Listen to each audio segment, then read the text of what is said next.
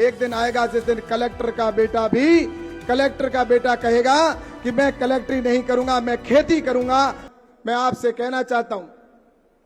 कि हमारे प्रधानमंत्री आदरणीय नरेंद्र मोदी जी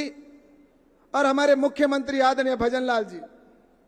जिस प्रकार से किसानों के जीवन में परिवर्तन कर रहे हैं, जीवन के कल्याण के काम कर रहे हैं,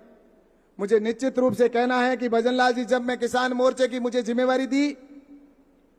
और मैं मुख्यमंत्री जी जब मिलने गया, मुझे मुख्यमंत्री जी ने जिस प्रकार से आश्वासन दिया और उन्होंने मुझे एक तरह से छोटे भाई के ऊपर पीठ थपथपाते हुए कहा कि ये जो जिम्मेवारी तुम्हें मिली है, इस जिम्मेवारी को नीचे जाकर जीवन में, किसानों के जीवन में परिवर्तन कैसे कर सकते हैं, जो भी योजनाएं होगी निश्चित रूप से किसानों की जो समस्या है उनका समाधान करना,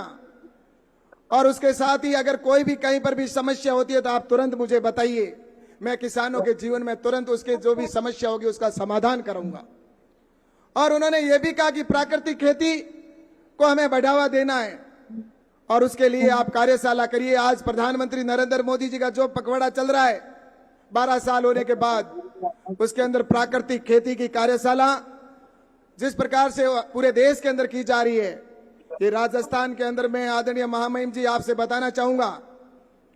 कि ये प्रदेश स्तरीय कार्यशाला आज रखी गई है। और आज हम संकल्प लेते हैं किसान मोर्चा के कार्यकर्ता कि आने वाले समय में प्रत्येक जिले के अंदर कार्यशाला करेंगे और उसके बाद में सभी विधानसभा स्तर पर और उसके बाद में नीचे गांव स्तर पर हम इस कार्यशाला को करने का काम करेंगे और किसानों को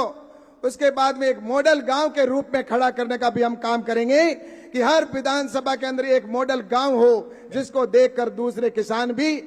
जागृत हो। और मैं आप सभी यहां पर आए हुए किसान भाइयों से ये कहना चाहता हूं कि एक समय था जब हम कहते थे उत्तम खेती, मध्यम व्यापार, लास्ट में नौकरी। इस कांग्रेस की सरकार ने आज देख लीजिए 60 साल शासन किया, लेकिन उत्तम खेती आज तीसरे नंबर पर चली गई और जो नौकरी नीचे थी वो पहले नंबर पे चली गई। इसलिए आने वाले वक्त के अंदर हम वैल्यू एडिशन करके किसानों को किस प्रकार से हम फसल को वैल्यू एडिशन करें, हम किसानों का गांव के अंदर एक इस प्रकार से आत्मनिर्भर गांव बनाने का संकल्प भी किसान मोर्चा ने लिया है कि फसल के लिए वहां पर गांव के अंदर वहां पर प्रोसेसिंग यूनिट लगाए, किसान एफपीओ के माध्यम से ग्रुप बनाकर किस प्रकार से किसान के जीवन में परिवर्तन करे। इस दृष्टि से भी हम आने वाले समय में गांव-गांव जाकर काम करेंगे। मैं आज आपसे कहना चाहता हूं कि वो वक्त भी आएगा एक दिन जो प्रधानमंत्री जी का विजन है, और मैं निश्चित रूप से कहता हूं कि आज नौकरी एक नंबर पर गई है। जिस प्रकार से एक दिन आएगा खेती के अंदर कई प्रकार के लाभ है। मैं आपसे बताता हूं ऐसी ऐसी फसलें हैं जिन फसलों के अंदर व्यक्ति करोड़ों रुपए कमाता है। इसलिए आने वाले वक्त के अंदर हम वैल्यू एडिशन करके किसानों को किस प्रकार से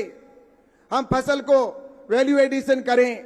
हम किसानों का गांव के अंदर एक इस प्रकार से आत्मनिर्भर गांव बनाने का संकल्प भी किसान मोर्चा ने लिया है कि फसल के लिए वहां पर गांव के अंदर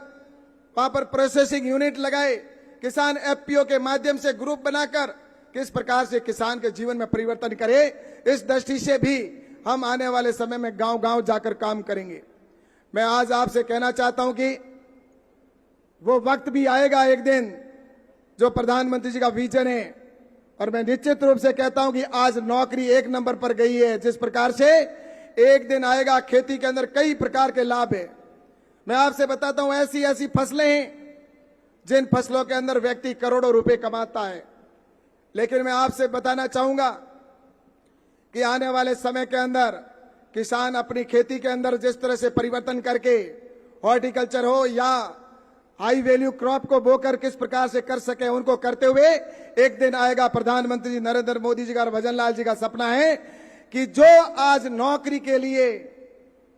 दुनिया के अंदर युवा भाग रहे हैं, एक दिन आएगा जिस दिन कलेक्टर का बेटा भी कलेक्टर का बेटा कहेगा कि मैं कलेक्टरी नहीं करूंगा, मैं खेती करूंगा। वो दिन निश्चित रूप से हम सबको मिलकर लाना है।